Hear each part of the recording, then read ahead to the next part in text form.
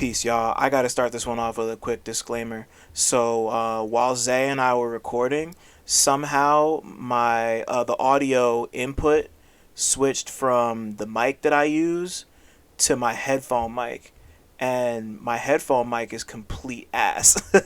like, so my audio sounds like the shit sounds like I recorded it through a jail phone. This is the GTL episode. We're gonna roll with it. I just wanted to let everybody know, like, in case people were wondering why my audio sounds so crazy compared to the usual. Like like it's listenable. You can hear everything, but like this is like this and the intro and the outro are gonna be the clearest I sound. Like it's like legit gonna sound like I'm doing time. Like it's some shit. But yeah, just wanted to let y'all know that's about to happen. Love this is a great interview. Zay's the best. His audio sounds perfect. Um, yeah, go buy someone a size 8 fitted. You'll know what I mean in a few minutes. Tap in. Yo, good looks to dreadsock.com for sponsoring this episode of Real Notes. Anyone who has curly or locked hair like me knows how sacred a good hair wrap is. A do-rag, a wave cap, a scarf, a bandana, a bonnet, you name it. Dreadsock goes a step beyond the average with silk-based head wraps that offer full protection and frizz control for curls from 2A to 4C. They're made of a blend of breathable materials to help retain hair's moisture and preserve hairstyles enough to ensure a few less trips to the salon, all held down with an elastic band strong enough to withstand even the most aggressive head trips. Whether you wear one to bed or wear one on the go, Dread Sock will have you looking fresh and full. Socks come in all sizes, from shorties for short hair and beginner twists to extra large for the longer locked folks out there. Look, y'all, I've been growing my locks for nearly 2 decades and have been a loyal Dread Sock customer for 15 years. So when I tell you these shits work, I'm dead ass. Plus, they're an independent, black-owned business that's worth the time and energy. So go to dreadsock.com and use promo code CineMasai, that's CineMasai, for 10% off your first order. They won't fall off in your sleep, but they will keep you looking fresh. Thanks again to Dreadsock for sponsoring the episode. Now let's keep this shit moving.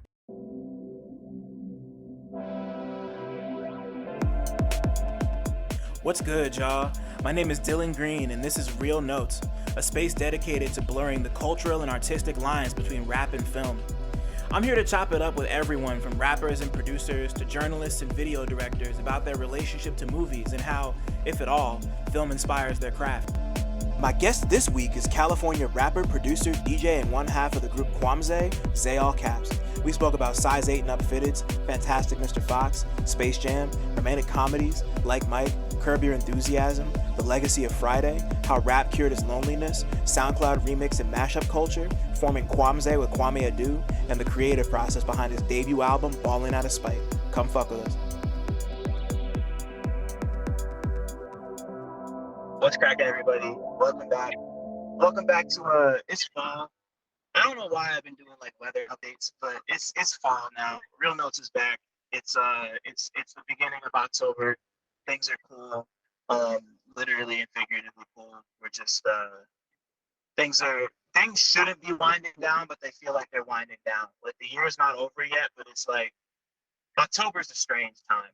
But my name's Dylan Green, CineMasai. Got a lot of names, do a lot of shit, be around, outside, all that shit. I'm with somebody here who's also outside and is around and does a lot of really crazy shit. And I've been a fan for a minute. It's an honor. It's an honor to have him here. He's a fucking rapper, producer, one half of the duo KWAMZAY, the Subliminal Pastor. I don't know if he remembers that, but he is the Subliminal Pastor. We got fucking ZAYALLCAPS on the show today. He's making a face. Y'all can't see it. But Zay, man, thank you so much for being here. It means the world. Bro, thank you. And that's crazy. He just made a reference to like a song I made at like 16. That's on my SoundCloud. That's crazy. Man, did your homework. That's cool. That's so cool. Yeah. No, I was going to the SoundCloud and I found High Sierra and I was like, hey, I knew exactly what that was. Like I also had a High Sierra, so I was like immediately like connection. And B, yeah, no, like you've been on a crazy journey. Ballin' Out of Spite's out now. It's been out for a while. You've been doing great shit forever, and I'm just happy you're here. I'm happy you wanted to do this. So thank you. Appreciate you so much. I'm like geek. I'm hell geek. Thank you. Oh man, hell yeah. Damn. Well. Oh, also before I forget, we were talking about this off camera. So Zay and I met for the first time in person. What, last year, right? Earlier this year, February. It was early. Yeah. Okay, I don't know why I thought it was December. But That motion makes the shit go by fast. right, son. And you like, and like one of the first things you told me when you met me was that like you asked me where I got my big ass hats from, which like still like I didn't. I'm like I know size 8s are big, but I didn't know they were that big. But fucking you know, like you were just telling me that you got your first. You were telling me you finally found you a size 8 hat. So tell me about this bodega hat you just found because I'm All right, curious. so I got the hat. If anyone doesn't know Bodega, like the clothing brand that's in like LA and Boston, they have a year-end clearance sale every year. But anyway, like they had this hat, right? And I live in LA. You can't be wearing any hat. Like I had to check in with my homies that live in LA if I could even get this hat. But they had a size 8 hat for like $20. And it's a LA fitted, has the LA logo on it, like just the L and the A. And it's like two-tone brown on each side. So like according to my calculations, I shouldn't get pressed for wearing this hat anywhere in the city, anywhere in the county. Be good. Very excited. And I thought size 8 hats were a myth. Yeah, they make them bigger. They like I think the biggest I've seen is like 8 1/4. Because I have an 8 1/8 that's over there, like on my wall somewhere. It's got Donald Duck on it. It's kind of dirty, so I don't wear it anymore. But yeah, they're real. They're out I here. really need that because I don't got a retwist right now. So like the size 8, I can't even really wear it. But once I get the retwist, I can wear it. But like I need like a 8 1/4 just for like on any day with no retwist. Yeah, thank you for saying that. That's so real. Like you know, like with the fresh twist out, you might even be able to get away with like a 7 and 7/8, depending on the type of place you get it from. Yeah. You know, like the 8 and like the 8 and the 8 and the 8 and the 8 1/4, like. And it's crazy because like whenever you buy them, you know, like whatever places sell fitteds, like the 8s always go the fastest Yeah. because I've never like seen it. everyone needs them, you know, like it's just it's crazy, but I almost feel like it's I feel like it was like back in like back when everybody was buying like shit that was like 2 or 3 times their size just to like fit in with like the fucking Soldier Boy and Franchise Boy shit. Because like you like see people with like 8s and their heads like swimming in the shit, and it's like I need that 8. Like Yeah. why are you wearing that hat? Like you look dumb. I need that shit. You look like when the Monstars got shrunk back down to the aliens. Yeah, no, either that or like fucking I don't know, like the 4 babies in a trench coat or some shit. I don't know. Like you look, exactly. you look like Benny on the cover of the first Tana Talk album. It's awesome. You look incognito. Not incognito. Jesus. Shit. Well, no. Let me ask you the first question I ask everybody who comes on here. What was the last movie or TV show you watched that you had a strong opinion about? So I prepared. I have like a list of shit just to like make sure I didn't like. I'm not gonna be like, I don't know. Like, no, I made a list. Fuck that. Real notes, real niggas. Real notes, real niggas. Come on, son. Where's this shit at? Okay. All right. So I was with my little brother. They came to visit my grandma's house. So we are kicking it, and I put on Fantastic Mr. Fox. I was late, so I fell asleep after the first half. But like I really, really, really enjoyed it. And I didn't know it was that old. I thought it was in the 2010s. How old is it? What was it? Bro, 09. Wow, really? Shit. Yeah. Damn. Super good. That's Wes Anderson, right?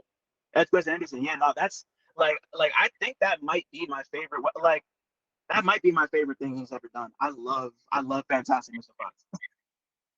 That shit was sick. That shit was super sick. Like obviously the animation is great. Like that's a given. Stop motion like really fits the vibe, especially if it's based off of Roald Dahl. But like I'm a big fan of like just flowery dialogue that it's like it feels like it's for heads. Like yeah, I really enjoy that, and I think that's a lost art in like general. So I really like shit like that. Yeah, no, that movie's tight. I haven't seen it since it first came out. It's been so that means I haven't seen it since '09, maybe 2010. It's been a long time, but it's one that's been on my I want to watch that shit again. I Uh, gotta finish it. I got to the part where he's about to hit the second lick, the second big lick. He hits the he kills dude. He gets the first big company, and he yeah. like steals from. He's trying to hit the second one. What's good, G? Yeah, yeah, Yes, you saw him knock out the beagle with the blueberry, right? yes, and the Okay. farmer, the dude that owns the whole shit. That was tight. Right. Yeah. No. It's like I don't know why, but that's like the one scene. It's like that, and then when he's fighting with the Bill Murray Badger, and like the cameras like spinning around them, like that shit is just it's so cool to see like a filmmaker who's never really done animation before like get all their like aesthetic shit like in a stop motion movie. That makes me so happy to see. Yeah, Like just like big really, hella themes. yeah. Nah. Like so yeah, you only saw the first half. Yeah, I gotta finish that for sure. Damn, that's wild. But yeah, no, And once you do, let me know what you think, because like yeah, it's the ending's nuts. and this is my roommate, chef extraordinaire, movie buff, greatest rapper of all time, Ocho Worldwide. Hey, peace, what's cracking? Good, bro. I'm coolin', son. Yeah. Yo, what else you been Cameo. watching? What else you been watching? All right. So I was at the homegirl's house. I'm gonna get into another thing I didn't watch the whole, like I didn't finish, but okay, I'm at the homegirl's crib. They doing a rom-com night. And like I caught the second half of 27 Dresses. Ooh, Good stuff. Good film. Good stuff. All right. Good themes, man. I love themes. mm, And I love that's how like they're down to the format. Like that I think that like I like shit like that. Like I enjoy sitcoms. I like how you gotta this is what this is. We usually go and like stunt within the format. right. Yeah, no, there's a lot of mastery that comes with just like taking a template and running with it in your own way. Like, Yeah. you know, 27 Dresses is a movie that I don't remember anything about 27 Dresses, but I remember when it came out and I remember how big of a deal it was. So that's really cool. Is low key, maybe this is the whole genre as a whole, but like I was telling my friends, I'm like, low key is more woke than maybe it was trying to be, or like was at the time, because I'm like, okay, it seems like the reason why she can't get a dude is because she's like a girl that takes control and like she's a planner and she's intelligent. And those are the type of things that like I feel like, you know, society don't want you to be as a woman. Right. So yeah, so she's not getting picked because she a boss. And yeah, just like trying to have to it's a like that's just so complicated, but like making it a comedy is an easy way to kind of, well, not easy, but like a more like palatable or like accessible way of like dealing with that shit. Yeah, I got a lot of respect for that. And I feel like I think like okay, that's a really good glimpse into white culture. I feel like we gotta just like but we gotta show like minority kids a bunch of white movies so they can like be set up for success in the corporate world. And they're gonna bust out singing Benny and the Jets at the bar, bro. This is normal. Right. I, bro. Yeah, nah. So, yo, that's hilarious. So now, like, I just thought about this now. Like, there's, you know, like, like, for, like, if there were three movies that I would need to show, there were three white movies I need to show somebody to like prep them for the corporate world. I would say, off the top of my head, 27 Dresses, um, 20, no, excuse me, Devil Wears Prada, You Got Okay. Mail, and you ever see Kate and Leopold before? Which one? Kate and Leopold. No, I've seen Devil Wears Prada when I was like a little kid, but Kate and Leopold. Yeah, it's a Hugh Jackman and Meg Ryan movie. From Oh, I think it's from the year 2002. It was just on HBO Max, so I saw it. But like, is he being he's British or is he being American? he's being British. He's like nobility from the 1800s, and he falls in like a time. He falls in like a fucking like wormhole and winds up in 2000s New York. And he and Meg Ryan, and like I think she works at a magazine, which like a lot of people did in romantic comedies in the early 2000s. Like Oh, yeah. that was like the ill job to have, like working at like it didn't even matter what kind of magazine. Bro, Like you work at a magazine. money and social media. The dude in 27 Dresses, he just like a local news reporter, like just Exactly. a big scoop. Like they just got bread. Just throw it, bro. Right. And then now you got me thinking about this shit. There's this other joint with Nicolas Cage from 2005, I think, called The Weatherman. And like The West. he's just a weatherman. but like he stays out in Chicago, but he gets offered a job to go to New York, and apparently they're gonna like quadruple his already like crazy huge salary, and like he gets like people like throw trash at him in the street because they're like mad at the weatherman for like having an easy job. I don't know. It's a wild. Wow. It's like a I have a good job, but like I'm in the middle of a midlife crisis kind of movie. It's wild. It's super fucking wild. But That's that pre fucking recession shit. Big time. So actually, yeah, no, I would say. So yeah, I would say. What did I say? Devil Wears Prada, You've Got Mail, and The Weatherman. Those would be like. Okay, bet. I'm updating the list. Jesus Christ. What other you got anything else on your list that you've been watching? Yeah. Okay. So I got through like the first 3 episodes of the Larry Sanders Show. Mm-hmm. Good stuff. I think it's the first HBO original series, if I'm not mistaken. Yeah. Or in one of the first. Super good. It's something I'd heard of. I'm scrolling through HBO and I'm like, okay, I want to turn my brain off and just watch a good show that I should watch, and I just put that on. Super good. It's cool. Like I love seeing comedy that's very relevant and like I don't know, it feels mad zeitgeist even though it's from like the early 90s. Mm-hmm. The format's cool. Once again, real heady stuff, low key. Like it's crazy. This is just like kind of, I don't know if it was average humor back then, but like I don't know, it feels real heady nowadays. So that's pretty cool. Yeah, no, that's tight. It's like I've never watched the Larry Sanders Show. I've heard a lot about it, but Yeah. like I did something similar with like, you ever watched Delocated on Adult Swim before? Which one? Delocated? Delocated? Yeah. Nah, is that about like, I'm assuming it's like Hanna-Barbera stuff? It's like it's a like the show is like a fake reality show about a family in the witness relocation program. So like they all wear masks and like their faces are their voices are altered, like and like they have like generic sounding family names. It's great. Like that's just it's like just high concept enough to not you don't gotta like commit to it too hard. You can just throw it on and it's like cute and stupid and like early 2000s Adult Swim type shit, you know?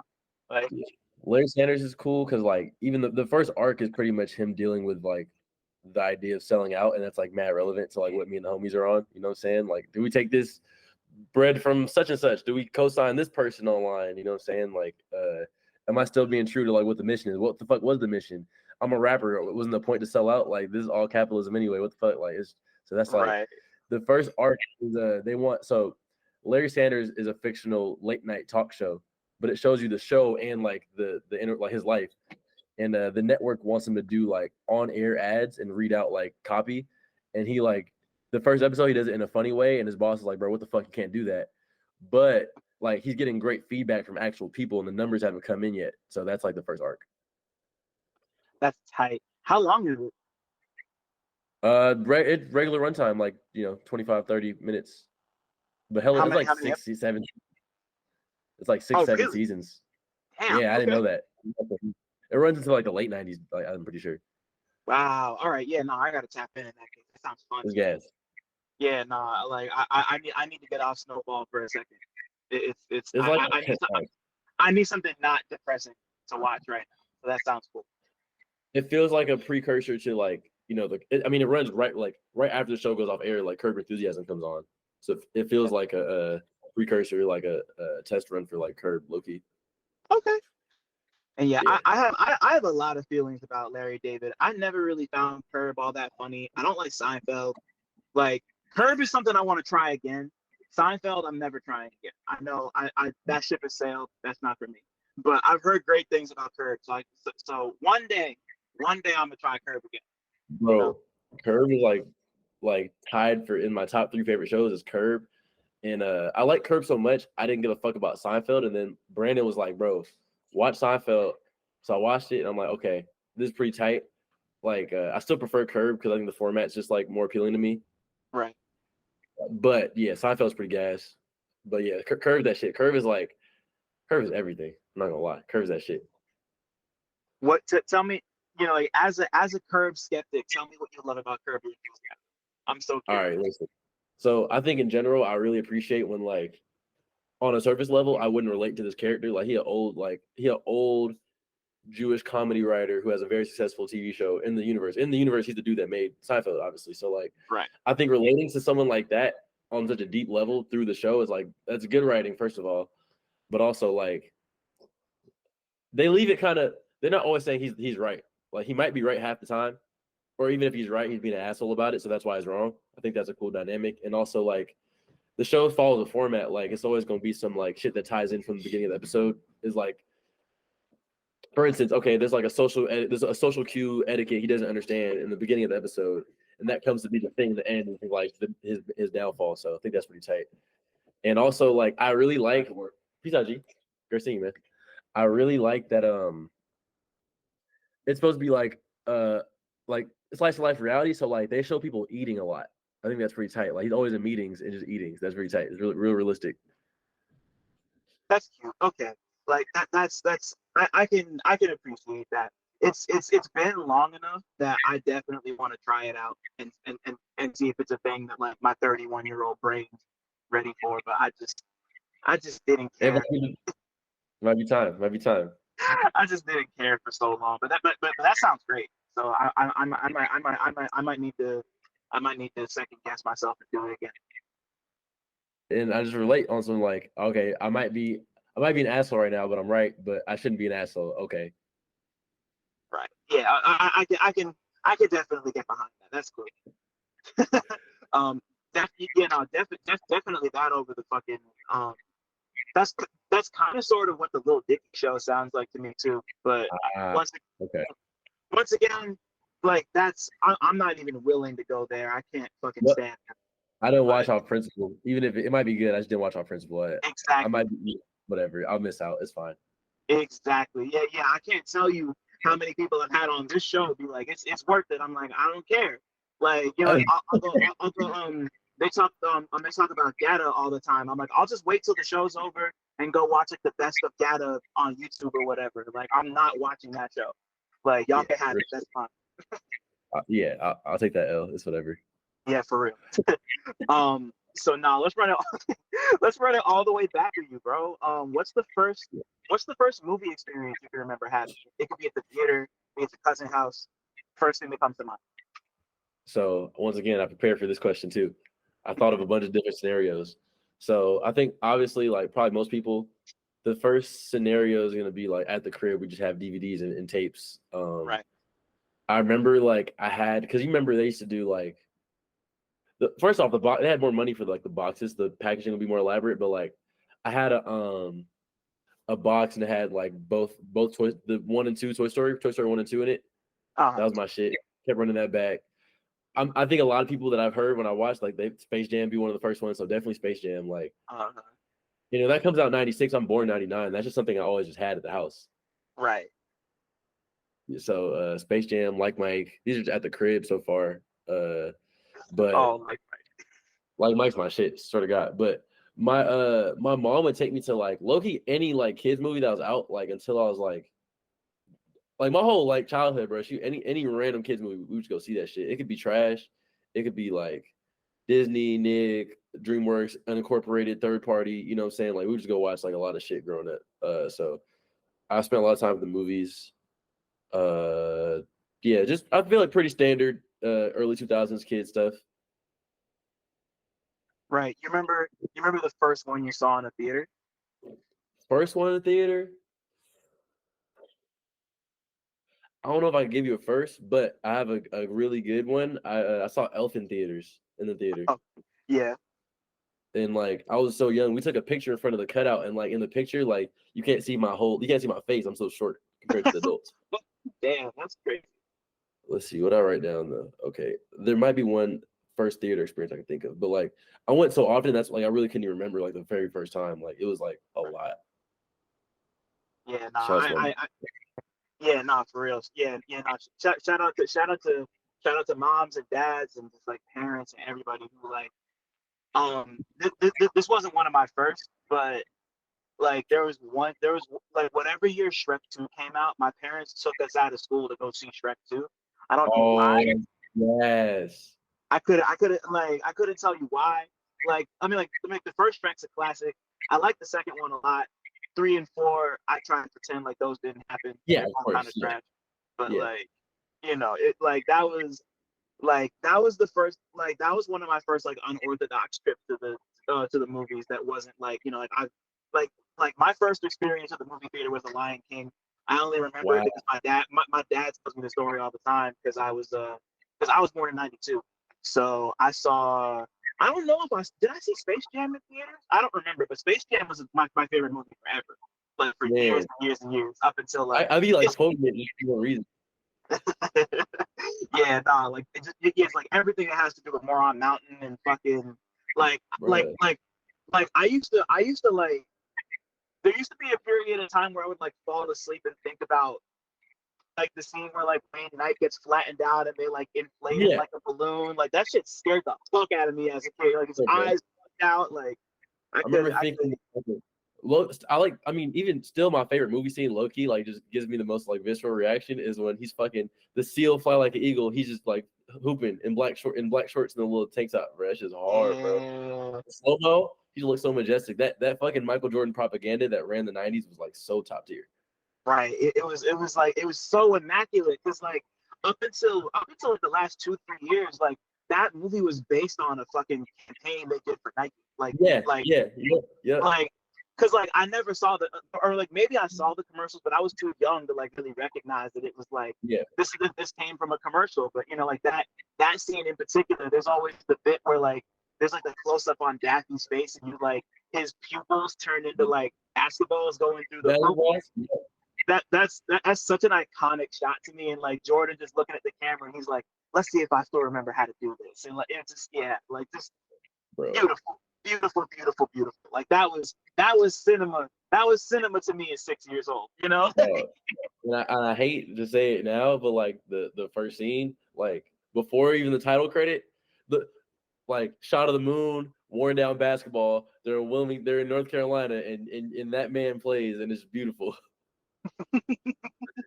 and then it goes like right into Jordan like also being a baseball player, and like I had to ask my dad like, so like I remember asking like, so like is Michael Jordan a basketball player or a baseball player? Like I didn't know who he was supposed to be because I'm fucking like 6 years old or 4 years. No, I was 4 years old, right?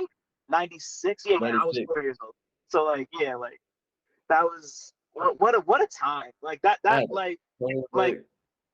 like a movie like that could never happen. I don't want to say it could never happen again, but like having seen the new one, it's not the same. I don't think like it's all self-aware shit.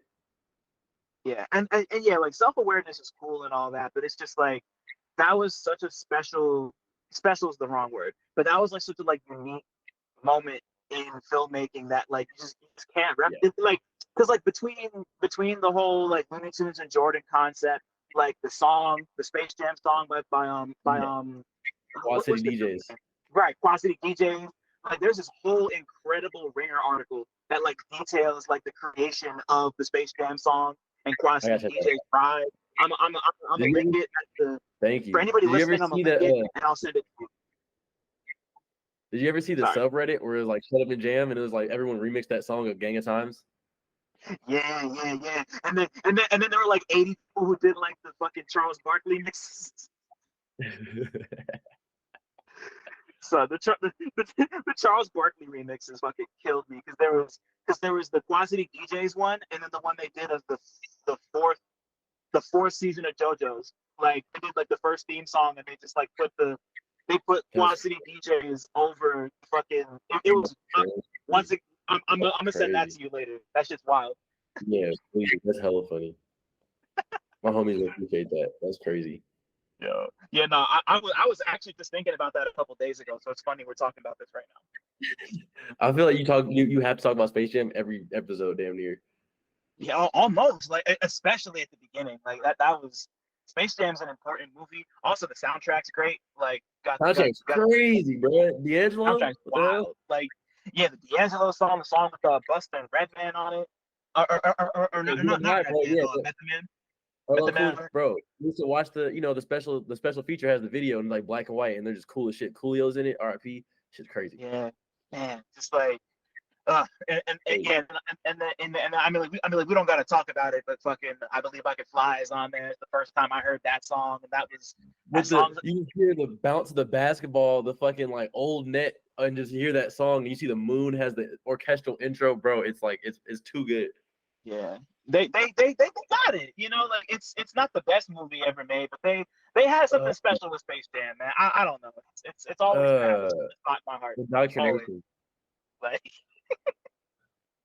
fuck. Well, yeah, that's a huge one. That's like the biggest one. But like also, you know, I was born a little later, so like yeah, like Mike is my shit too. That's like almost equally. It's not as big. It don't feel as big, but it's pretty fucking big. They got all the NBA stars. They got like, you know, the like real like generic blockbuster like heartstring moments that like they just land. Yeah. Like it's Bow Wow. He's an orphan. That's like you can't lose. Bow Wow. He's an orphan. All the NBA players are in the movie. Like you can't lose. Great supporting cast. Right. Yeah. No. What's his face is in it? Christian Glover, the one dude. The what's his name? Not Pacino. The other dude. Wait. Not Robert Foster. What's the name? Fuck. They got some like heavy hitting old white dudes in it. Oh, Eugene Levy's in it. I know he's in it. Eugene Levy's doing the glasses. It might be Robert Forster. I think Robert Forster was in Like Mike. I could be wrong, but crazy. Oh, fucking bro from Breaking Bad, Jesse Plemons. Not yes. Brendan Song, Jonathan Lipnicki. But yeah, no, like that era of movies was Jonathan Lipnicki's to lose, because he was in that. He was in The Little Vampire. He was in Stuart Little. Stuart fucking Little. I'm pretty sure he was in. I think it was in Jerry Maguire. I could be wrong about that. You gotta have hell of bread. Yeah, son. Like, but like that was, you know, like I think I talked about this before too. But Bow Wow's "Beware a Dog" was like the first CD I ever owned, like myself. So like that, like that.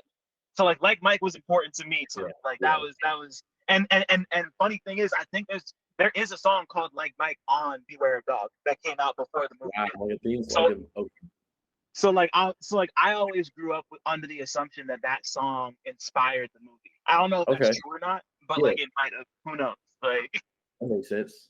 I had one of the first CDs I owned, if not the first, like bought from the store, was not Beware a Dog, but the one where he has the eyebrow slit, where he's not Lil Bow Wow no more. Yeah, that's the one that's our Fresh as I'm Is, and like Told You, and he is hard. He was everything at that time, man. Like he was really something special. And then I mean he's like, he's not as cool as he was before, but like at that time, like he was one of the first where I was like, oh, like that's what a rapper is, you know. Give it like a couple more years. Give like a couple more years, and like more people are gonna like openly admit. I mean, we kind of do already, but like openly admit that like he's like a lot of our like dad in a fucked up way. He's like the swag manual, unfortunately, I guess. I don't know. But yeah, he's up there. Right. This sounds kind of dumb, and I'm probably going to regret saying it, but he almost feels like Soulja Boy before Soulja Boy. Exactly. No, like, yeah, that's where mine was. That's where mine was. Yeah, for sure.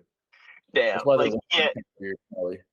Man. Like, yeah, like I and then there was a period of time when I got him in. Well, I didn't get him and Romeo confused. Well, maybe I did, because the first time I heard a Romeo song on Radio Disney, and I assumed it was Bow Wow, and then I had to go look it up, and I was like, "Oh, who's Lil Romeo?" And like I didn't know. Like I'm like fucking like 8, 9, 10 years old. I have no idea who fucking Master P is, and I'm like, "Oh, he's the son of some rapper named Master P." Like I was, that was like that was definitely the beginning of my like, let me go look this up and see what type. He was a Max Keeble just as a cool ass kid. I think he might have just been Lil Romeo and Max Keeble. Oh, really? Wow. Damn, I haven't seen Max Keeble in forever. That was my shit. That was my fucking shit. That was my goddamn movie. That was my shit. Orlando Brown, lesbian. Yeah, son. I had Wolf Morpheus on here, I think last year. He and I talked about no, he's amazing. But yeah, no, we talked about we talked about it. My boy Flowers. Yeah, me and Michael talked about it. But like, yeah, like Max Keeble is a movie I only ever think about when I talk to other people about it, but it's just like Yeah. so many memories. That was a movie. I don't even know who the fuck the main character is. Like the actor, I have no idea where he is or what he does, but that makes it way better. It's a distilled moment in time. Yeah. Yeah, Yeah. like it's that's all it needed to be, you know. Like he didn't need to be a superstar. He was Max Keeble, and he did what he needed to It do. feels like in the best way possible. It feels like if they like had like a 10-year-old in 2001 like write and direct the film. That's what it feels like, kind of. In my head, I haven't watched it, like a very long time, but like in my head, that's what it feels like. Yeah, I feel it. That's like I imagine it's on Disney Plus, and like maybe one day I'll be tempted enough to watch it. But like Maybe we shouldn't I though. don't. Yeah, I don't know. Like I'm cool with leaving that one in Amber. I think I'm fine with that. I think I'm fine Maybe with we that. shouldn't. Maybe we shouldn't. Yeah. I'm cool with that. Oh, I want to ask you. My bad. I want to ask you. So you talking about No, seeing Shrek and two? Did your family used to do the thing where you like rent the first movie out the night before and like watch it and then go to the theater and watch two? not with that one. I don't think. Um, might have had it on DVD at that point. Can't remember. Shit. There, we definitely did that with other stuff, but I don't think with Shrek specifically. That was like the first time I remember doing that, and I thought it was just so cool. Like, oh, that makes sense. I've seen Shrek 1. Let's watch it again. Fuck it, cool. Right. Yeah. No. That was the first time I'd ever heard that Hallelujah song ever, and I never want to hear it again. I've heard so many covers. It's like I've heard so many. I never need to hear that song again. Like Shrek might have ruined that song for me. Which one is that? Which one is that? It's the one that's like playing over the all is lost moment where it's the like the hallelujah, hallelujah. Oh yeah. And I'm just realizing now that it's also kind of like the musical refrain you hear throughout the movie too. So like that's like Shrek ruined that song for me because like it's in Watchmen. You ever seen the live action Watchmen? Have it. Watch it. It's crazy. I'm not gonna tell you when it pops up, but it's That's funny. it's crazy. But yeah, I don't know. Like Shrek's a theme from Shrek. Yeah. Like every time I hear that song, I think of Shrek, and I think that's just gonna be like a very like millennial Gen Z thing. Like everybody older is just like what, but like that's my relationship to that song and that movie. Like, real shit. Fucking so like as you get older, and you start to have more life experiences, like what was the first movie you saw that was like a capital M movie for you? Like something that just like really like connected with you on like an emotional, spiritual, or artistic level. That's the first time I've ever answered that question, or that's the first time I've ever asked that question in like a way that wasn't me stumbling over myself. So I'm clapping for myself. I'm proud of myself. Anyway, answer please. That was a great question. Okay, so I'm trying to think as a teen. I have a funny answer that's like it's gonna be a good conversation, but I'm trying to think of like before we get to that, what's like one of the first ones. I feel like as a teen I was watching more TV, but like I think movie, because this is a good moving going experience too, and once again a very specific moment in time, and it's just funny now to say it, but like fucking dope, fucking dope. I was like the perfect age to see that shit when it came out. I think I was 16 or 17. Right. At that point I was living in the suburbs and shit, and I like music a lot. I was making music, so it resonated. I liked for real. I had like fucking posters in my room of like NERD, Donald Glover, Kanye, Odd Future. You feel me? Like the whole thing, bro. So I was the target audience too. But yeah, it's yeah. You didn't. No, finish. I remember like a few years later when I was like getting older and like more critical of shit. The homie on Twitter, Anthony J, AJ Classic, he had tweeted like, if you really fuck with dope, like Good Burger is a way better example of what dope is. And I love Good Burger, so like that kind of opened my eyes. So like, oh yeah, thanks. Yeah, no, and just like you didn't have no high top fade, did you? I'm not gonna lie, I might have had. I was cutting my own hair, and I had the sponge fucking shit. I'll do my own fades. Yeah, I had a high top. I definitely had a high top fade when that shit came out. Actually, 1000%.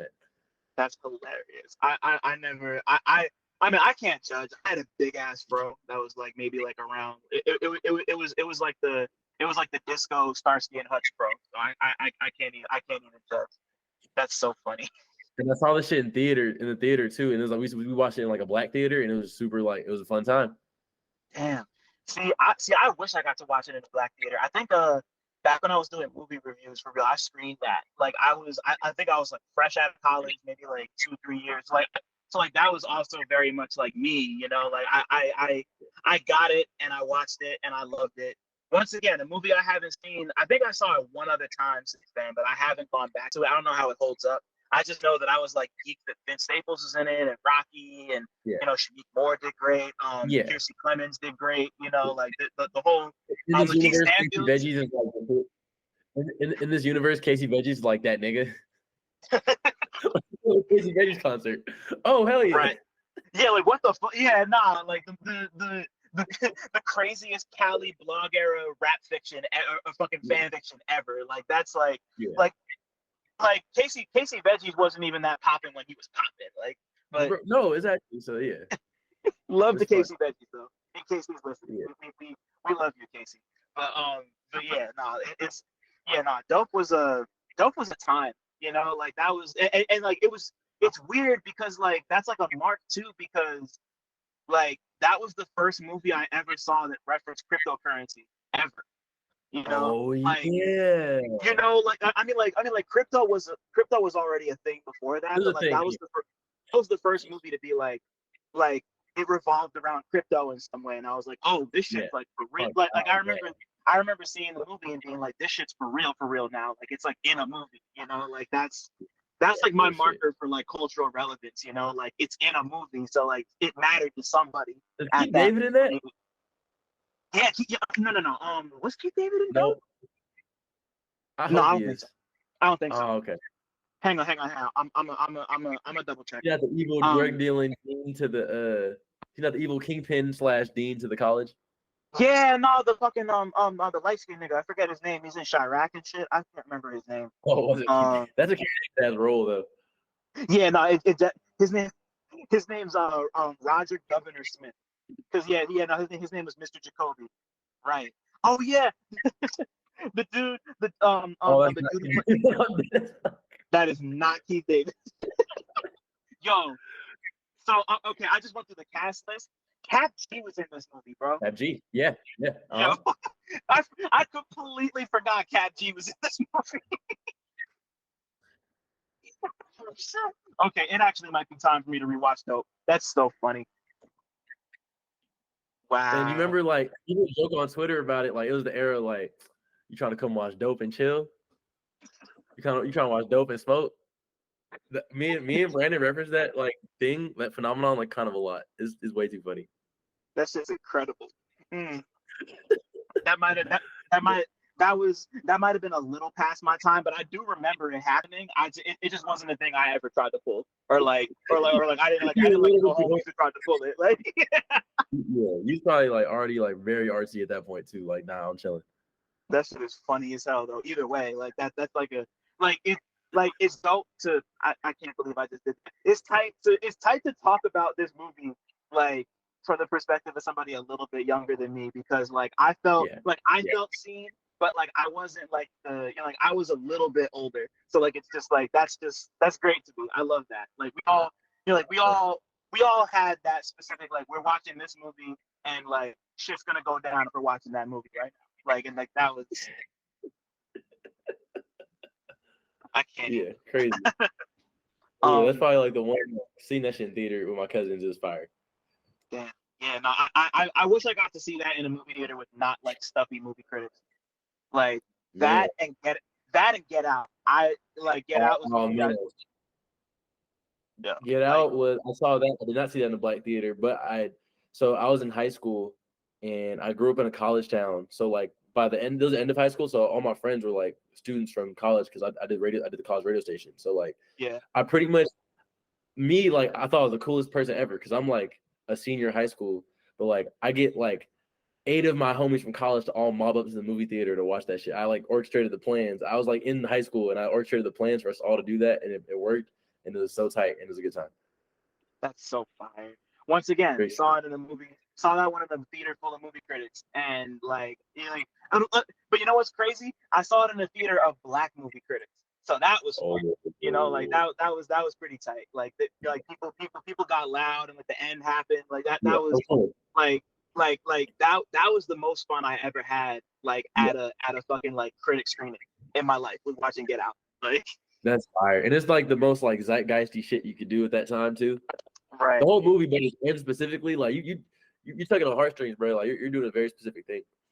right, exactly. Yeah, nah, like that was like that. You know, like that's how I knew that movie was a classic. When like you know, like I watched it with them, and then I watched it with the homies, and then I watched it with my partner, and everybody reacted the same way. You know, like that was one that like everybody agrees that Get Out's a great movie. You know, like that's yeah, you can't beat it. But you know, fucking Real let's shit. do yeah, no, let's do music review. So like for you, like kind of similar to the movie shit. When did music become capital M music for you? Because like clearly music's been a part of your life forever. But like when did it become like this is music, you know? Like this isn't just like a thing I listen to, or like it's not a thing I listen to, it's a thing I live type shit, you know? Man, great question. Thank you. There's so many different moments, but if I had to pick any, because I've always been in music. Like I'm pretty much a first gen musician in my family, but my family's full of music lovers. Like my family's like pretty young too, so like grew up with like a bunch of just CDs and just everything in the house. Um, like my mom and dad are like huge hip hop nerds. Like anytime anyone asks me anything about anything in these types of scenarios, I'm always like, that's where it starts. They're fucking huge hip hop nerds. Like, like it's deep. Like it's fucking deep. That's why like I'm just a nerd. Like that's my basis of being a nerd, because they're just nerds. That's good shit. But I'll say like when music became like maybe more than something I listened to, it might have been maybe the mid 2000s. Me and my mom had moved to Arizona because she was doing school. It was just me and her, and I felt like I think I was pretty lonely in that era. So like hearing T-Pain on the radio like really just meant a lot to me. It was like full escapism. It was like anything by T-Pain, and then fucking Your Body by Pretty Ricky, like shit like that. I'd be like, man, this is crazy. Like this is so like this. It's so futuristic. It's like it's sweet though. Like I think that's when like I started to really like music starts to mean like even more to me, because I don't know if it's a coping mechanism or whatever, but like it was like something to escape into. So yeah. Damn. Yo, I just revisited Blue Stars for the first time in like 15 years 2 weeks ago. So it's crazy that we're talking about Pretty Ricky right now. Like that, yeah, like fucking like Your Body and Grind on Me are just like those two Yeah. songs were like everywhere on TV at the time, and like it was, man, just like so many like BT Now and MTV fucking jams moments with like Pretty Yep. Ricky and Yep. T-Pain in particular. Like I was also a huge T-Pain kid coming up. Yeah. I love Epiphany, one of my favorite albums ever. Man. Fucking the Plies song, Shawty's great. Like Yep. once again, Dude, just revisited that Plies album recently too. That shit's like real tight too. third grade, I like sang that to a girl one time. No way. Swear to Yo. God, I Oh, put it you're on true. everything. I sang that song to a girl in like third grade. It was crazy, bro. I was different.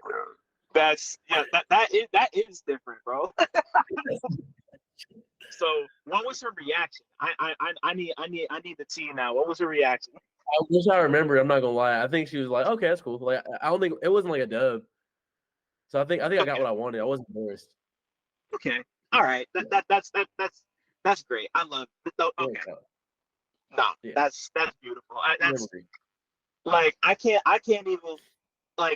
even imagine. I can't imagine myself singing a T-Pain song to a girl at that time. You know, like that, like just because only because like I'd be so terrified. Like I was like even more of a wreck then than I am now type And shit. that's Like, how I was. Dude. That's the crazy part. I don't know what possessed me to do it. I don't know why I was just feeling it that day, but like I was like a real like I feel like I didn't really get out of my shell till like a few years ago. So I feel like that's different. I don't know what possessed me to do that shit. yeah, no.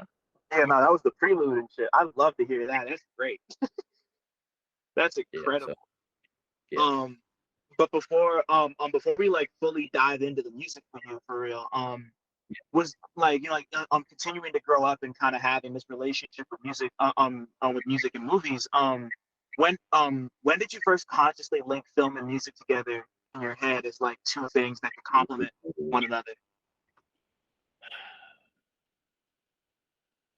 So okay, yeah, obviously subconsciously it was definitely, you know, that Michael Jordan scene, but like I didn't know Right. that's what was happening. But on purpose, damn. Because you're unlocking like the real like dark kind of gray area of like growing into adolescence. I think that's where all them ideas start to form. Yeah. Oh my god! Whoa, that's a fucking That's great what we do question. here. What'd you say? Oh, I just said that's what we do here, son. Yeah, nah, real shit. Just this like that Vice therapy show with the rappers. Chill. Okay, let me go to my list. Is there anything that makes sense here? Oh my god.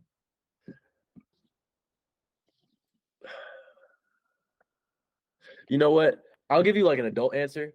I think on one of my rewatches of Friday, it hit me. I'm like, oh, it's all oldies in this movie.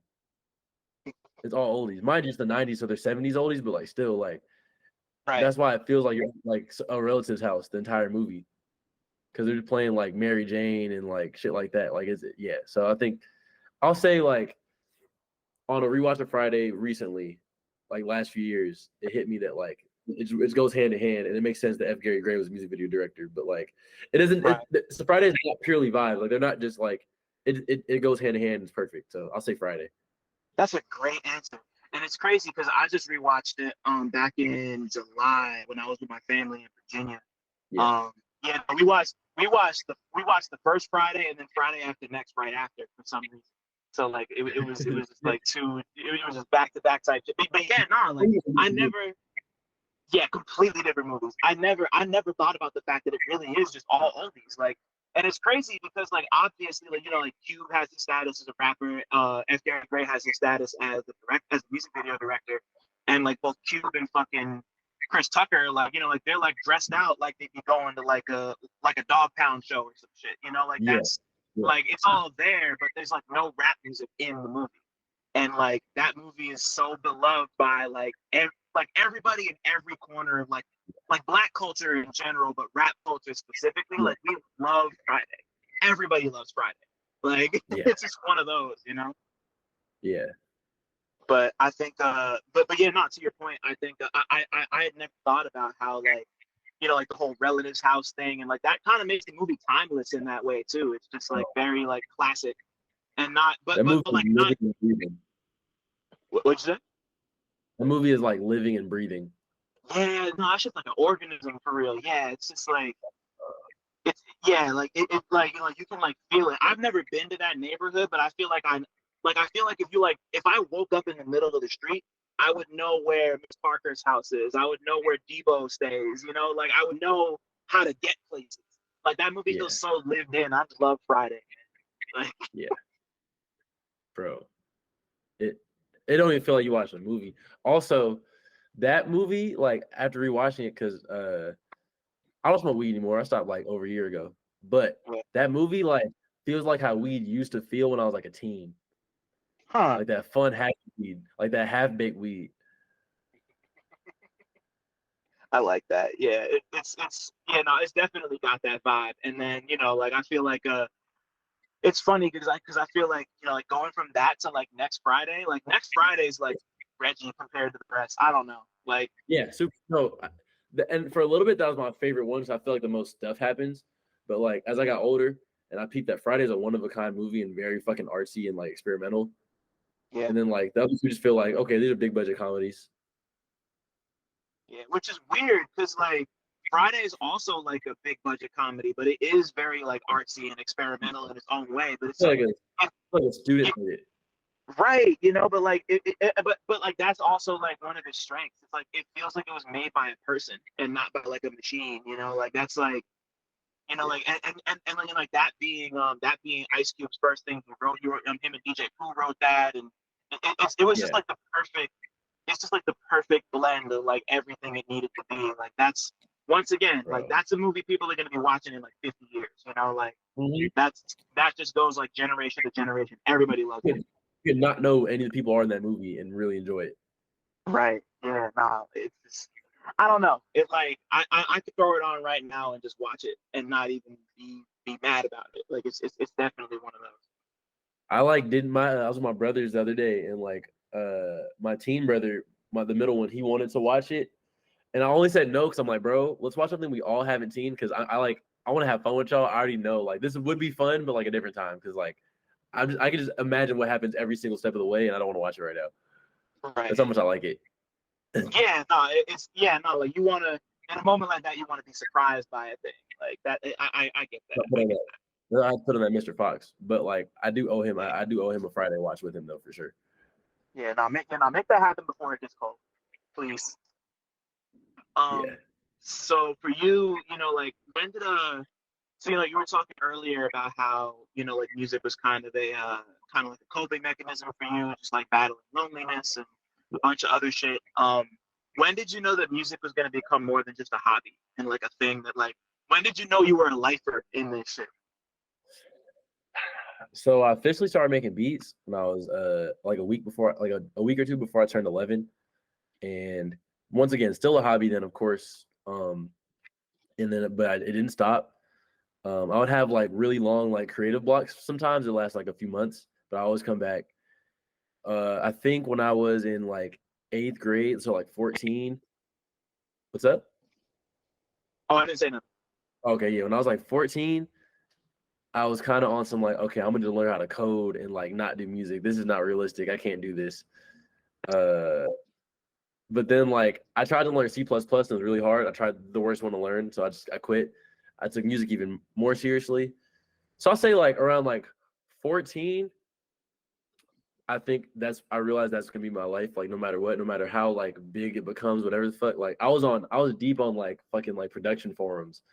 And my goal at 14 was to move to Seattle and do shrooms in a basement and be like Madlib and just have hella records and just make beats all day and work like at a grocery store. That was my dream. That was my dream life at 14. Damn. Wow. Yeah. And yeah, that's crazy because that's literally how the Unseen came together. Like he was just on like a mushroom binge for a month and then just came out with Quaz and Unseen. But like that was I read about that. Yeah. Read about that shit, and I had an SP303 because of Madlib, and I was like on the SP forums, and I was like, yeah, it's gonna be my life. And through being on the forum, I'm like, okay, I think Seattle has a really strong beat scene. Yeah, this is where I'm gonna be. I'm gonna work like just whatever, and just like be making beats and smoking weed and stuff all day. But what happened when you found out that wasn't feasible at that time? I didn't find out that wasn't feasible until like that was really my plan for like some years. But then I got to like 16, and like the idea of moving to LA started to creep in. Like my family, a lot of my family's from out here, so like we would just visit more and more. I'm like, I like the weather. It's cool, music, whatever. I started like I started being on Twitter heavy, and I feel like seeing more parts of like culture and like the world I was in just made more sense for me to be in LA. And that's when that dream shifted into like, okay, I'm gonna do vocals, be more of the face of my music, and I'm gonna move to LA. And that was like 16. But a different part of wanting to be a lifer in music, but like a separate part, I guess, like a different a renewed interest, I guess. Right. Just kind of like reorienting and like figuring out exactly how you want to make this shit happen. And then of course, like we mentioned at the very top, like around 2016 is when High Sierra comes. So like talk to me about High Sierra, like when when you made it, how you felt about it after you made it, and looking back on it now, what, like 8-9ish years later, some shit like that. Yeah. Oh man, this is the coolest shit ever. It's a lot of people I got to show this specific section to if they don't see the whole episode. Let's go. Okay. So like okay. So like 14, 15, I was making my like, sample boom bap adjacent beats. And I was rapping with my homie Jonah. I started rapping and I was doing like raps that fit that kind of thing. But that was also the time when I started getting from like okay, pre that, I was purely on underground and like 90s rap. I didn't fuck with nothing mainstream. I was having that whole period, like pure backpacking. Right. Yep. Been there. Yeah. Super. Like I'm listening to different and shit. My parents like accidentally made me like more socially aware than like they could handle. I think I was like annoying about it.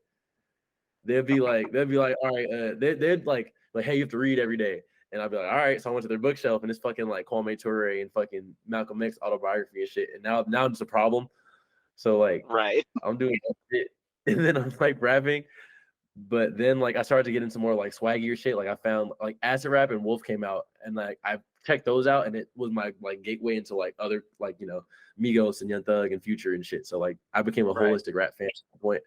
But so I was to say I was rapping again and what happened? High Sierra was I was doing the swaggier rap stuff. I started to sing a little bit. High Sierra was just like exercise and obviously backpack rap. I want to just bar out for like a few verses. Yeah. And just practice recording because like my other homie Daniel, him and his homie Ben had a studio at Ben's parents' house in like a loft. And they called it Blackfire Studios. And they had a mic. His parents were mad cool. I could be up there recording and not to hide it or like use a sock mic or use Audacity. They had all the programs and shit. Like, so that was like my first time like really tracking some shit. And yeah, just trying to bar out. I think I was grounded for like a month before that. So I was in the crib writing and just online. What's your 5 beats a day for 3 summers? That's hilarious. I love that. I would literally like research everything I could about the music industry like all day, every day because I had nothing else to do. I was in trouble. I was on punishment like Moesha. Damn. Yeah, so that's that. Right. So like, so yeah. So you know, like, like through all this research and through all this time you're spending with the homies, and you put the song together. Like, how do you feel about it when the song's first done and you like listen to it and you're about to upload it to SoundCloud? Like, how does it feel to have that done? Like, I was geeked because even then I understood that like this is a thing people like to hear. Like, okay, smooth boom bap beat, you're just barring out. And I sang I'm like vocalizing on the in between parts. Thought that was cool. I thought people would think it was cool, like people at school and shit. Like I wasn't even heavy online and like the being on Twitter with people who I don't know yet. So like I think it felt good to craft something. I kept listening to it a bunch of times. But even prior to that, though, me and my boy Jonah, we had put out like a mixtape of us rapping over like some of my beats, but just mostly beats from the internet, and we passed it out at school like the year before.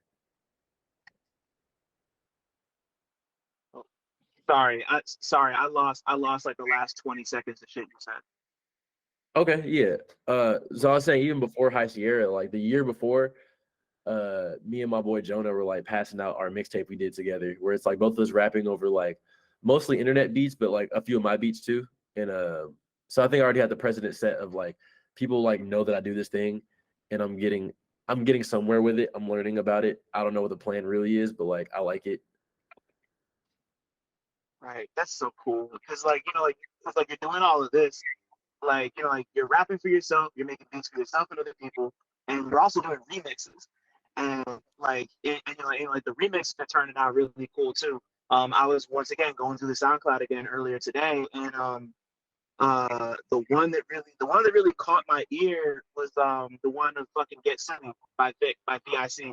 Oh, Like go look at just yeah, like I mean like I love that song first and foremost. Like that's just like that's like a precious song to me. Like I hear it and it's just I'm out of here. But like but you know like at that you know, but like at that point like when did remixes come into play for you? And what was it about the art of the remix that really was like I want to do this too? Like because it seemed like you were doing like a bunch at this point, but like you kind of like crazy with the remixes. Like So I gotta send you my old SoundCloud page that has like a lot of my old remixes on it from like 2014 and on. oh, let's go. I'm with that. So the most recent batch remixes I did, I was calling that Volume 3. I have two whole projects of remixes from like when I was a teen. But bro, so like I think not even think. So basically it was just I was on SoundCloud heavy. That was the culture. You gotta remix stuff. Like that was the 2010 SoundCloud culture. You have to remix shit. That's facts. Yeah. I have an Aaliyah remix because you had to have an Aaliyah remix. It's still one of my favorite things I've done. I have yeah, like I really enjoy. I'm trying to think what else it was. I grew up a Ninth Wonder fan, and he has the remix series that my dad put me on. He also has this remix of this Boot Camp Click and Aaliyah song called Night Rider, and it's crazy.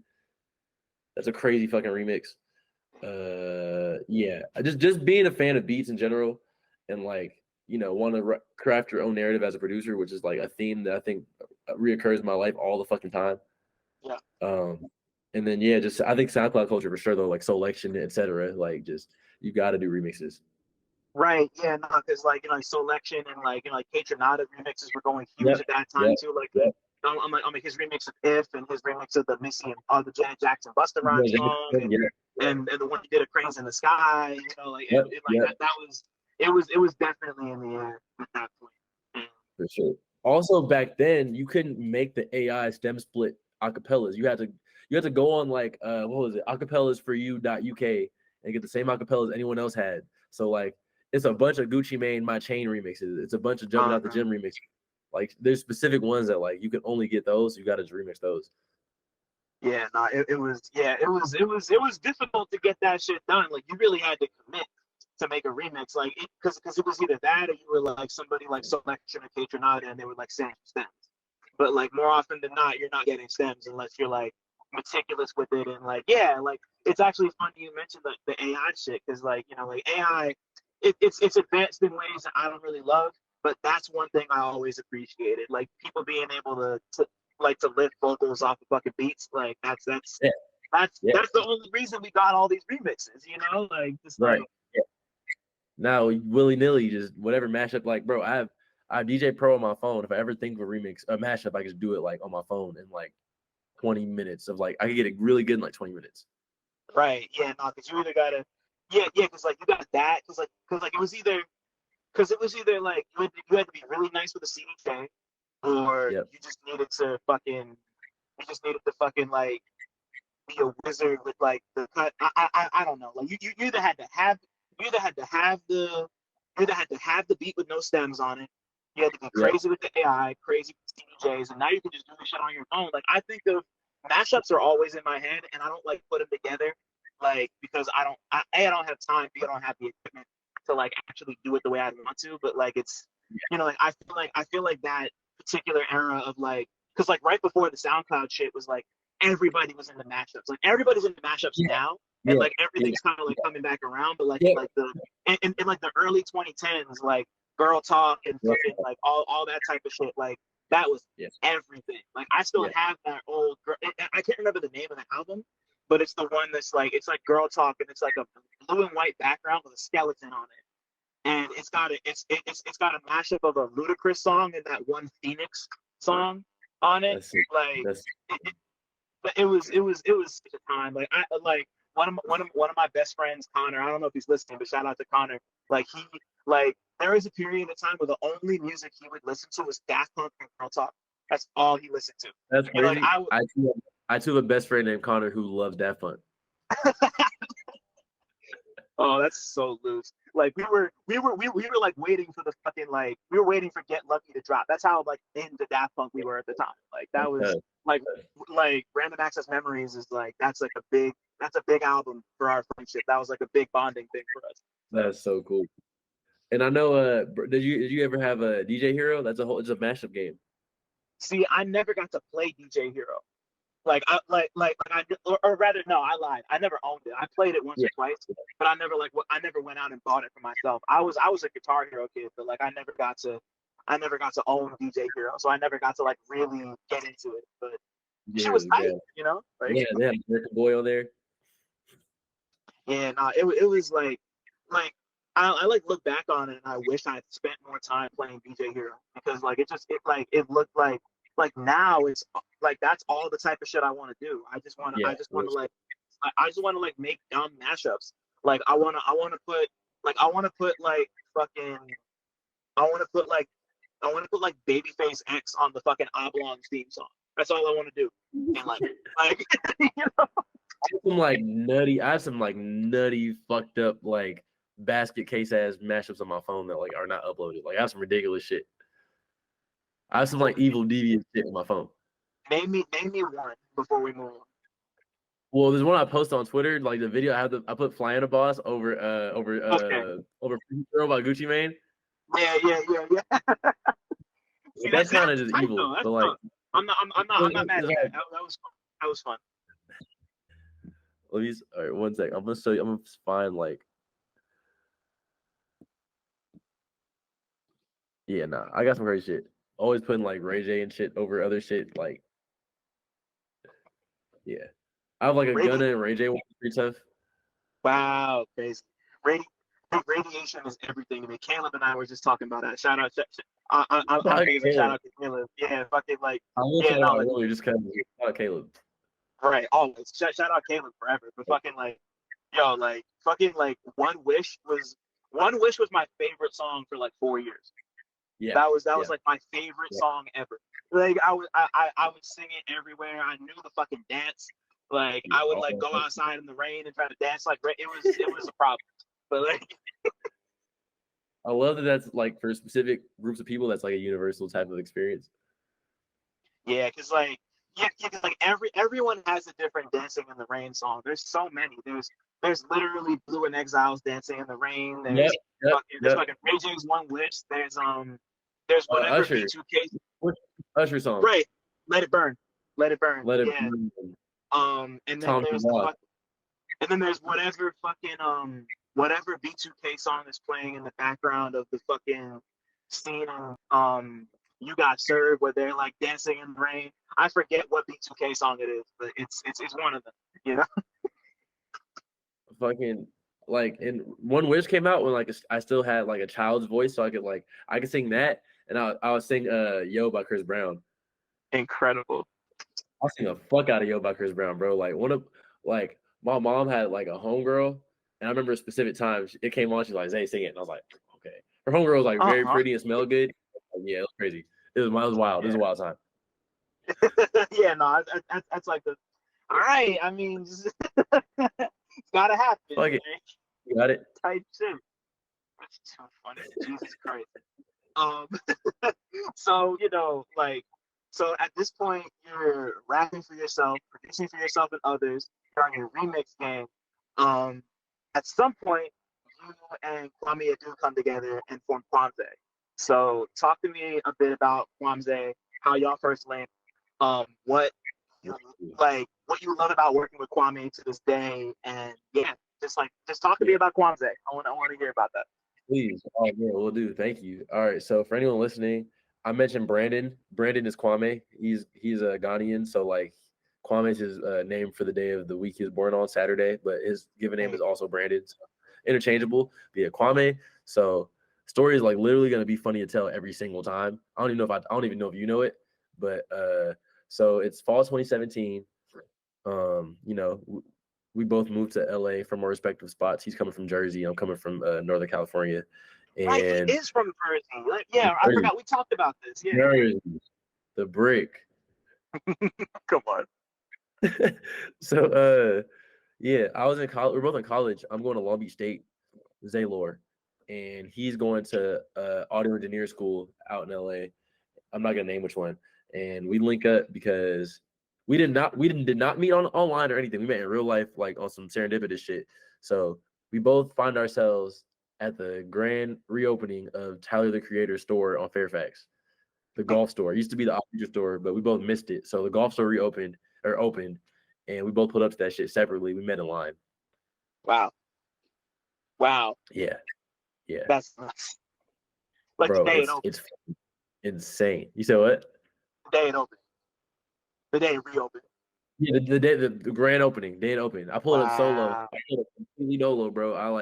I had school that day, so like no one wants to go. They're like, bro, we're not gonna like take the metro all the way from Long Beach to LA. We have school, and we don't want to do that. It was early. I said, fuck it, I'm skipping class. I don't give a fuck. I'm not here for school. So I took the metro for like the first time, I think, and like I was doing pretty good, but then it like broke. It shut down halfway. I don't know what happened. So I took an Uber halfway, and then I got online, pulled up. I was like, yeah, I'm gonna make friends today. And then yeah, we end up like a lot of the kids end up kicking it like outside the store after like they got done buying shit. So we're just in the parking lot just kicking it. And then we both had tickets to go to Flognaw, which was in a few days. So we went to that together. Or we met up there and kicked it. And like first day we're kicking it like at Flognaw. At one point, we go to the bathroom. We're sitting outside, and like we were passing each other earbuds back and forth, listening to like our tracks, each other's tracks. And I think he played me this song called "Hose Money Weed Family" with his bro Frank as a part of their group driving indoors. That shit was super good. And then I played him my song that's called "They Don't Know." It's on SoundCloud. He was like, "This fire, the snare's hella loud though," and I'm like, "Thank you, bro." Yeah, and yeah, that's how. Wow. Damn. So okay, so like y'all yeah, so like y'all meet at the golf store and you play each other music and y'all find out your kindred spirits. When do you decide it's like time to fucking like where does KWAMZAY come from? Like when do y'all decide that it's like time to actually make music together? Um, we end up living together, but this is during like a time where I'm on hiatus from music for like a bunch of reasons. Like music was kind of fucking me up. I was like having a lot of anxiety about music and like life and like going through a bunch of mental health bullshit. So we're living together and I'm just like super depressed. I'm not doing shit ever. Like it was bad. It was like a dark time. And I'm on hiatus from music, but like I would help here and there with like, shadow fake management shit. I'd be like, hey bro, write your bio like this or like pitch it this way, like little stuff. Cause I want to like, that's my boy still. And then there's one song on this project, Arcade. I think it's an Arcade. And it's called Slice of Life. And it's a song that I produced, but it's just an old beat I made. He just like got off my computer and like tracked it out and shit. I told him he could do it. I would joke about like, hey bro, I think you'd sound really good over like sample beats though. I think you should do a whole project of like just sample beats on some Stones Throw type shit. And that was like the joke. Like we never did it. Well, at that point. And then yeah, more mental health issues led to me moving back home for like 6 months in like 2020. I come back to LA like around this time 3 years ago. He leaves back to Jersey, and I started making beats on Koala, the mobile app, and I was trying to like trying to make sample music as like just a practice because I always go back to it just because it's fun exercise, even as I like do other shit. But yeah, what happened? I was giving beats to our boy Willis, My Favorite Color. I gave him a bunch of those sample beats, and then like the story is that like I sent Kwame some too because I just hadn't sent him enough. Here's 2 beats right over these, bro. And I think they were Nightlife off the first KWAMZAY project and Feel Me Freestyle off the first KWAMZAY project. And then he had some more beats of mine. He's like, let me just do these 2 as well. I'm like, fuck, I think I have a project. And I'm like, Mad Villain, J-Liv, KWAMZAY. So yeah, that's what that was. And yeah, it was we'd spent some time apart, and that was I always refer to KWAMZAY as a vehicle for us to rebuild our friendship. But like he reassured me it wasn't even that deep. But like, we became like really good friends on top of already being good friends through doing music together and like understanding each other more as people. So that's my best friend of all time. It's my dog. And yeah, it's super, super easy working with him. Like we just like because we have an understanding, I think, especially as adults, that like if this don't work out, we could just never be a group ever again. Right. Yeah. Yeah, and like that's like I mean like it's so it feels obvious to say, but that's like the most natural like easiest fit where it's like everyone's on the same page. Yeah. Like we do it and it's like it's just like intuitive or like almost spiritual to the point where it's like I can't explain it because I mean I don't want to speak for you, but like that's what it is. Like it just seems to me like yeah like we just kind of do it. Yeah, exactly. It really never feels like work. The only work is like, okay, let's organize this project. Let's, but even that's fun. There's 2 of us. There's 2 brains on this one thing. So, Right. yeah. And even in our solo shit, we low key, like, I've always kind of like co-managed each other, co-executive produced. Like, we take each other's input like very seriously. Yeah. So that's my dog. Yeah, not that. Yeah, no, like y'all always sound great together. Like I remember, damn, I remember when I remember when you sent me Motherland in 2021. Like right around, like I'm pretty sure you sent it like maybe like right after it came out, and you were like, check this out. And, like, I listened to it and just like I was like, yeah, nah, like these are two dudes who are like in sync. You know, like I could like that was like the like first listen, I was like, these two are in each other's heads in a way that that like not a lot of other groups are. You know, like that just made me happy to see. Like it's just always cool when it feels like it goes beyond just like a person rapping over some beats. You know, like it really feels like collaborative in that like two brains one vision sort of way. You know? Yeah, no, real shit. Thank you. That's sick. Yeah. And then now Yeah. on the new rapping, like on KZ3, like we have rapping duties are like split down the middle. Oh shit. Yeah, finally. Damn. Man, kill me if it's already out. But when's KZ3 coming? It's not out yet, right? KZ3 is not out. No. Okay. KZ3 is the plan is exclusive drop. The plan is first quarter 2024. Right. Yeah. I don't know why I said it like that's tight. Congratulations. That's and you know, like I feel like Ballin' Out of Spite is a really nice segue into that for the both of y'all. Like correct me if I'm wrong, but this is basically your debut solo project. I've been more or calling it less. that. Yeah. I've been calling it the debut album. Yeah. Yep. Right. Because I mean, like, just like in my research, like obviously there's a handful of fucking KWAMZAY projects, but like this is just like this is like your first like full like you put out singles and EPs and compilations and a bunch of other shit, but this is like the first like this is a project, you know. Yeah.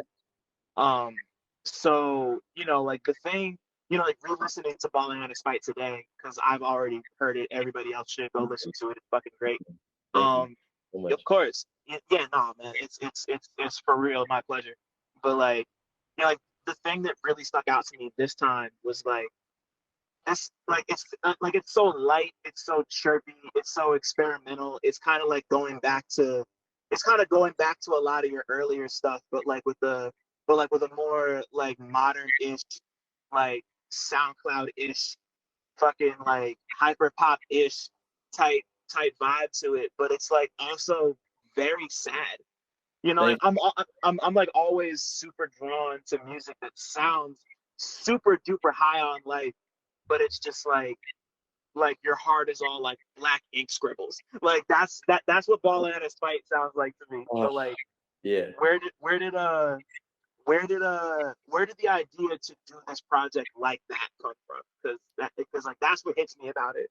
Dog, thank you. That's like always the best thing to hear from people when they just get it. Like they understand. Like, oh wait, you're like okay, you're listening. Cool. I appreciate that. Shit. I think what I've always been fascinated with that idea, of course, like in music in general, because I'm someone that's drawn to sounds first. Like I'm a producer, like by heart. So like I'm always gonna like I'm damn near blind to lyrics until like after like 2-3 listens, or when I'm like actively trying to hear lyrics, because like you know, but I think I wanted to just focus on making cool sounding songs before anything. And then just, you know, that's what was on my mind at the time. Like, okay, I'm not about to bullshit these lyrics. I'm about to like go super hard and like get very personal. And I think it's also like, I like media that feels like it's kind of winking to its audience. Yeah. And I think that's what the album is. Like being kind of a smart ass about how I'm like going through things.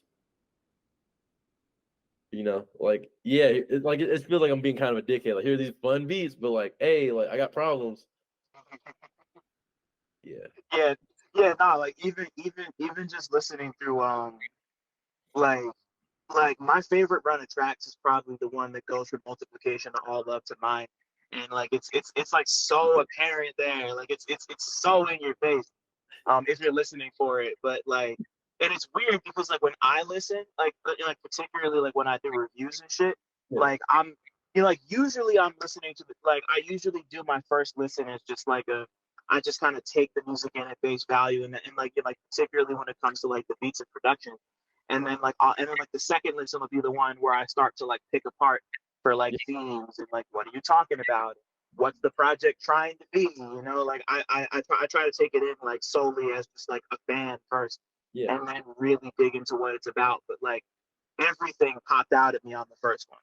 Like That's it was all there, you know, like in a cool way. And like I can't remember which one of these I put on my playlist, but it was either multiplication, all love, or mine.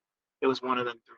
But like man. it's like yeah, no, like it's like this is you know like this is like a really cool personal like I appreciate you doing that this way for your first project. You know, like it's like it's a nice echo of all the older stuff you did and like all your interests and you know like it's like obviously not like I hate to use the word like this because like I feel like there's obviously lyrical skill here, but it's like this isn't High Sierra. Yeah, None of this is High Sierra, you know, like yeah. You could this bumps in the whips. Where it's what's the name off Dead End Hip Hop. jeez. Yeah, FIFO, yeah, FIFO, it's FIFO, yeah. Bumps in shout the whip music. but yeah, no, just like what you know, like just like once again, kind of like with High Sierra, like putting Balling Out of Spite together and just kind of tossing this like tongue in cheek thing at people who've been following you for a while. Like, how did it feel to be done with this and look at it and be like, damn, like, how did it feel to look at your first album when it was done? You I'm not know? gonna lie. There's like not many things I'm more proud of than that. Mm. Like in my entire life, like that shit. In a morbid sense, I could die, and I like got my thoughts off. I said like there's a good piece of me to like remember me by and shit. Like I did my life's work. You know what I'm saying? Like I'm just so grateful. Like I never like I feel like I did the shit I always wanted to do. Even before like I knew people were gonna fuck with it heavy. Like even just making it, finishing it was like such an achievement for me. Yeah, Yeah. yeah, like I could tell it feels important and it feels dire in that way. So you know, and then you know, like on top of that, like to kind of bring this combo full circle, like leading up to the release, you interviewed yourself on some fucking like mass appeal Mac Miller type shit, which was a lot of fun, and I wish more like it didn't it it didn't feel like the Donald Glover shit to me, which I fucking hated. I thought Thank that you. was awful. I thought Thank that you. shit was garbage. That shit Um, was Thank you. That shit yeah, was real self-serving. I was trying to it, just like it was the worst. But this didn't feel like I mean like obviously like it's jokey, like yeah, it's not 100% serious. yeah, So yeah. you know just why like why why did this album warrant the parody self interview? And yeah, like do you feel like you got do you feel like you did what you wanted to do with that? Because like that's like a very you know you gotta that's like a very specific thing to do. I don't know, like that feels important to me when somebody takes it like, even if they're joking, like it's like this is the self interview, you know, like I I don't know. appreciate you saying that for that. Like I'm glad you tapped in with that. That shit's like once again another thing to where it's like maybe eventually more people will see it, but like I'm just glad I did it and it feels good to me and for whoever watches it and it's like I think it feels like how the album feels. Like the album is like a kind of jokey self interview, Yeah. and that's I guess go back to the other point. Like I think like me doing this sad serious songs over like fun in your face beats feels like a joke, and I think like that's kind of how I like to be as a person, and I Yeah. appreciate shit like that. Like I think it's like there's to me there's like well actually no I'm not gonna say more because I really salute people that can just make a happy song or just a sad song. But I think to me, I'm using all my brain when I like try to mix in like both. It's like more fun for me to do at least. So I think the interview feels like that, and also like I tried to use the format as a chance to like highlight shit that someone just couldn't ask. Yeah, you know, like just like stuff that only you're gonna know, you know, Yeah, like and you're like it doesn't feel you're like once again the fact that it's all kind of tongue in cheek makes it not feel super duper pretentious and you know like you know like it's revealing and it's revealing in its own way without you needing to like it just doesn't feel like you're being an asshole in a way yeah, that's unappealing, you know, like yeah, yeah. you could be an asshole and be appealing about it, but like it's that Exactly. works, you know, and like it's just like it reminds me of the first time I heard Bobby Shmurda's Hot Nigga and just like Ooh, like fire. listening to the song You know, I mean, like the beat's great. Like y'all know the beat, but like, you know, like one day I was just like, I was like maybe I wasn't at a party, but like I heard the song out and people were like dancing to it, and I was just like listening to exactly what he was saying again, and I was like, this song is sad. Yeah. Like Yeah. we're losing our minds to this shit and talking about catching bodies. This shit is sad, Dark. Yeah. but it goes. You know, like that was like I'm sure it had happened before, but that was one of the first examples of like me kind of having that moment where it's like, oh, you can make a song that goes crazy, but people aren't that. You know, like like I really had one of those moments where it's like, you hear this right now? Like, am I the only person who hears it? Like, like I felt like I was in my own fucking world for a second. You know, That's how I feel whenever someone drops money trees in public. I'm like, what the fuck? see, like What? that too. Another great example. Bro. Like, God damn. you know, like yeah, like it sounds kind of dumb to say because you know it's like you know like I've you know like obviously I'm no GS9 dude. I've never caught a body, but like but like I've been in a situation where I've almost been shot. I've been near guns. It's scary. Like the shit is bugged. It's a lot. There's the region you're from too, so it's like, you know, even more specific. Right. Like I've told the story on here before, so I'm not gonna tell it again. But Yeah. like I went to a Brooklyn wing spot and almost like got like somebody came like with a gun looking for somebody and almost shot the whole place up, but thankfully didn't. Like I literally had like I was just talking to my boy Crash about this on the phone. Shout out to Crash like 2 days ago. Like fucking like I almost like yeah, Crash Prez. That's the boy. He's the best. That's like yeah, no, like, yeah, like you and Brandon are me and Crash. That's my boy. That makes a lot. But like, son, like that was like life flashing before my eyes. Like I had my laptop in my bag. I thought I was gonna die. Like I was on the floor. I thought it was over. You know, like terrible, man. Sorry, that's no, it's cool. Like nobody, well, one person got shot in the leg, like at a store next door, but like nobody died. Everything was cool. You know, like I just kind of dipped and went back to Manhattan and got noodles. Like and like so I still haven't been back to that wing house. Yeah, but of course. Like one day I'm gonna go back. But like but the point is, you know, like that shit is real. Yeah. People don't understand it. Yeah. They don't get it. Yeah. And you know, like you hear stuff like Bobby Shmurda's Hot Nigga, or you hear stuff like Money Trees. Yeah. And people, you know, like life's just funny. The way it'll like help you understand something when you need to get it. You know, like swear to God, it's kind of wild. Swear to God, I think that's part of why like I could never like get into Sosa too much. Amazing artist, genius level artist. Yeah, he's great. He's so good at what he does. I'm not trying to hear that shit, bro. It's a lot, man. You know, like it's not trying to, he's really good at painting them pictures, and the shit sounds good, and it's catchy, and it bangs, and the beats are tough, which makes me feel more inappropriate for like really turning up to the shit for coming from where I'm from. At least I don't know, bro. It's just like this is dark. I get it, you know. Yeah. And, you know, like I grew up in the burbs, so I'm not even gonna try to front like I'm some like hard ass motherfucker because I'm not. But like it's just like, you know, like I've, you know, like seeing and being around certain things and certain people, you just like look at everything different.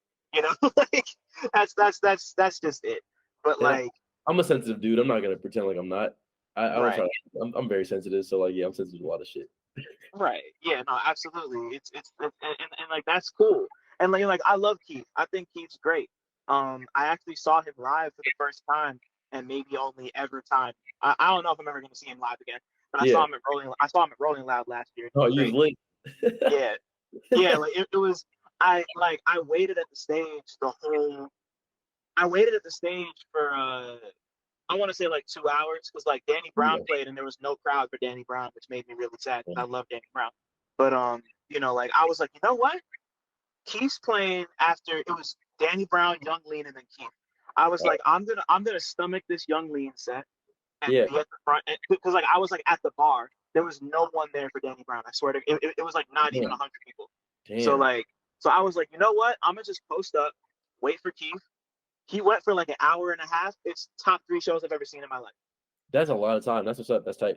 It was incredible. Like, it was so good. He also only rhymed over like 40% of his words. It was great. Like, it was incredible. You can pull that off. That's how you know you're like an amazing performer and just like persona. You can do some shit like that. Like, that's, you know, like I'll always have respect for Chief Keef because of that. You know, like, it's like I would put that up there with like the first time I saw like Black Milk play with like live band Nat Turner, like on their Hell Below tour, which is one of my favorite shows I've ever seen. Like, that was, you know, like, that's how good the Chief Keef show was. Like what? Black Milk from Detroit. Black Milk. Yeah. Word up. That's what's up. Yeah, I'm a big Black Milk fan. I love If There's a Hell Below, one of my favorite. Or no, well, I mean, I love If There's a Hell Below, but No Poison, No Paradise is one of my favorite. Word up, I'm stepped in. So crazy, but yeah, no, like, I forgot what point I was trying to make here, but that shit matters. Yeah, life is real. People don't, and oh yeah, just like, you know, it's like listening to fucking songs that sound cool, and then you like really dig into it, and it's like, this is, you know, like, you like recognize it because obviously like we're listening to it and we know, but it's just like you just like have that moment where it's like, this is sad. Yeah, like I'm over here getting turned, and this is sad. Like, you know, like, and then it's sadder when you're like, damn, I wish the dude didn't have to rap. Right? Yeah, no, like I wish you could just like go lay down. It's like, one more thing before we formally wrap this up. I saw Earl do me and my girlfriend went to go see Earl for the Doors 10th anniversary. Oh yeah. That's one of the first albums we ever bonded over. So like Doris is very special to me because of that. On top of Tebe being one of my favorite rappers ever. So like we went there and he played like 4, maybe 5 songs off Doris, and the whole time you could tell he did Chum. He was so uncomfortable doing Chum. I felt bad that he had and maybe like a quarter of the way through the set, he jokingly said like, "Okay, y'all good? Like, can I like move on and go do like the good shit now?" Like, he was you could tell that like that's, you know, like I knew how uncomfortable and how awkward that music was because I lived with it for so long. But like seeing the artist on stage, and then like you could tell that he was like, I do not want to be doing Chum. Like he did Whoa and Molasses, and I think those were the 2 songs where he didn't look like he wanted to jump out a fucking window. They're just bars. Right. He was just bars, you know, like even like he did Burgundy, and I love Burgundy, but once again, like that's a song about his grandmother fucking dying while he's trying to make a song. You know, like it's like he was not comfortable doing those joints like at all. But then he does like Making the Band, and he does a couple Alchemist songs, and it's like you could just and some sick songs. You could just see the change in mood. You know, it's like ridiculous. That's like fucked up like exposure therapy. Like, all right, do these songs from when you're 17 years old. Like, I can't even imagine, bro. It's just, and like especially for like I hope he never does anything off the Earl tape again, like ever. You know, like he's about to fucking re-traumatize himself. Right, real shit. I seen we went to the Chance 10 year out here. That shit was that was a great day. But like, I was asked, how was that? Yeah. Same shit though. Like, I thought about it going into the show. I'm like, hey, what's gonna happen with this fucking like Paranoia? And you know, everyone's rapping along. I'm like, right. I'm like, no, bro. This is not just our memories from 10 years ago, bro. This is like some serious ass like, this is awkward for me at least. Yeah, it's a lot, you know, and like acid rap is something that I also held very close to my heart at the time. Like particularly a song like Paranoia, like great song. I feel like Paranoia and like Acid Rain. Like Acid Rain's my favorite Chance song. But like that's a sad ass song. But then again, that's not a song that's like trying to be happy. Or like it's not a song that's like, you know, like it's not Money Trees. You know, like Acid Rain is not Money Trees. But it's like that's a sad ass song. Yeah. Like just like imagine where did he perform that in LA? Where was the show? Forum, bro. Huge stadium or arena. Right, because he did it at the Barclays in Brooklyn. Sold out arena. Like imagine going on stage at the Barclays or at the Forum in Brooklyn or LA and performing a song like Paranoia or a song like Acid Rain or a song like Faucet from Earl's I don't like shit, I don't go outside. Like, And you I don't like, commend anyone that can do that, and I think that's like maybe that's part of why like I don't get too specific with my music. Like it's very personal, but like I'm not naming like specific events. I'm gonna reference I was in a gurney, which that's about being in the psych ward, but I'm not gonna say that. right. And that maybe I keep that's how I protect myself with that shit because like I really do commend people that can do that shit. But like that's Kwame is amazing at doing shit like that, and I told him that the other day, like bro, like that's like. I don't want to give myself more points for doing the thing where I'm like, oh, I'm happy, but I'm sad. Like, no, like that shit's beautiful and amazing that you can do that. Right. Yeah, It's yeah, no, it's an achievement for real. Like it's like it's scary, like just like the hot nigga shit, of course, too. Like Right. Yeah. No, I was just talking. No, sorry. What'd you say? I said same with like Bobby Shmurda and Chief Keef. That shit's amazing that you can do that, but like, goddamn. Right. Yeah. No, I was. I had Diz from Boston on here a couple of weeks ago. Yeah. We talked about it again too, and like, yeah, just like what the line is for him, because he's somebody who like puts it all out there, and like I'm just like, where's the line? It's just like like these are conversations I haven't think about all the time. It's just like it's a lot, but like we got like that's another thing. Like we have real people in our lives. These songs are about like right. As much sometimes you want to be like, oh, I'm rapping, I'm doing a thing, even if it is some made up shit. It's like I have a mom and a dad and brothers and aunties and grandparents that are gonna like check out my music if they get curious, and like that shit always gonna matter more to me because I'm close to my family. So certain shit, like I'm not getting too deep about certain things because like I still gotta be a person after this, Absolutely, yeah. It's that shit is very real, man. It's like you talk about like if you know. That's like if you know. Like yeah, bro.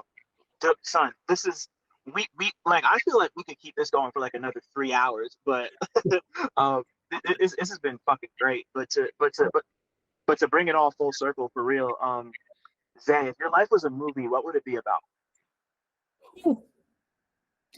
I think I'd really enjoy like a fucking Coen Brothers movie, like where like it don't really matter what the plot is. There's some cool dialogue and some themes you could pick up if you keep watching it. But like the point of it was to have a good time.